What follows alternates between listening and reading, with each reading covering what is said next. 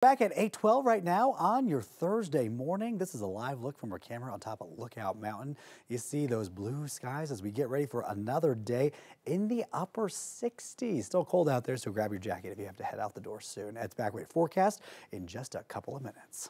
Today is day 2 of Dia de los Muertos, Day of the Dead, and this morning we're learning how to make a traditional Mexican dish with ties to the holiday. Yeah, my mom's going to be so jealous if she's watching at home right now, and I hope she is. Joining us this morning is MSU Denver School of Hospitality professor Paula Thomas. Paula, thanks for being with us. Thank you for welcoming me. And thanks for bringing the delicious smells this morning. Of course, my pleasure. Food is a very big part of the holiday. Talk about that.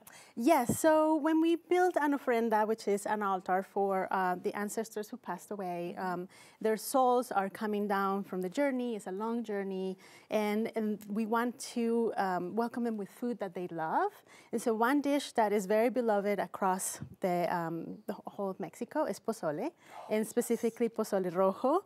It's a very celebratory dish. It's used for Independence Day and other celebrations across the year, but during Dia de los Muertos is also one that our ancestors would love to eat. It smells so good. And it is really good.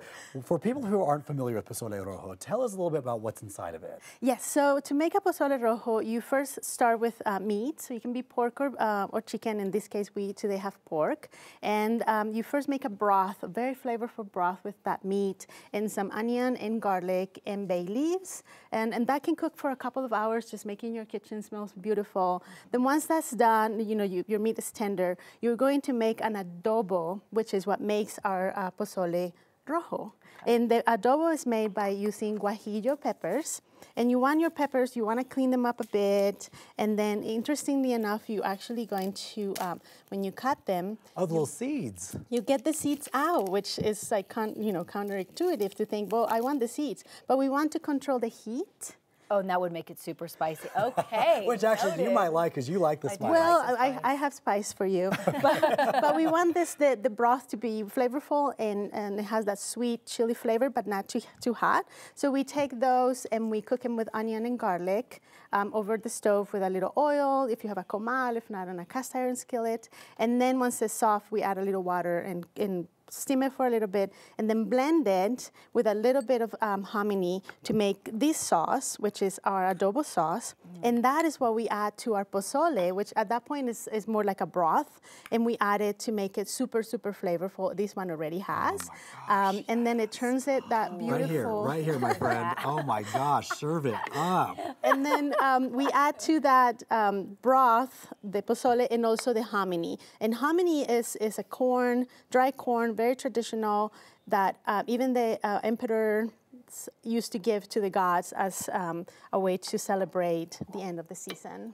So you got some toppings over there, Jordan. Yes. Oh, trust me, I see them already. So, while I dig into this, I'm wondering if you can explain to us what Dia de los Muertos has meant to you growing up in Mexican culture. So in Mexican culture, Dia de los Muertos is a way to celebrate, to gather together as a family, to celebrate, to welcome the ancestors, anyone or loved ones who have passed on, their journey back to their terrestrial home every year to visit us. And so the altar will have marigold leaves, flowers, and candles. And the marigold is this sunny color that will enlighten the journey for them to come back to their terrestrial home. And then we'll have water for them to drink because they get thirsty on their way home. And then we make it very celebratory with the calaveritas and other things like papel picado and other foods. What I love about Dia de los Muertos is when people get to know what the holiday is about, they realize there is nothing scary about it. No. Actually,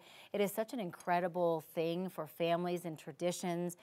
Just the whole story about the ofrenda and the things that you put out, it really is incredible. And this is just one of the parts of it. I can't even imagine how good this smells in your house, because right now these aren't even cooked. They're just out and it smells so good. Let me tell you how good it tastes in your stomach. Amazing. Paula, you're welcome to come back anytime. Thank you. We love having you here. Yes. Thank you so much for being with us. Thank you, really appreciate it. Now hand me a spoon, man. Sorry. Like that ginormous spoon. Let's get a check of your forecast with Ed.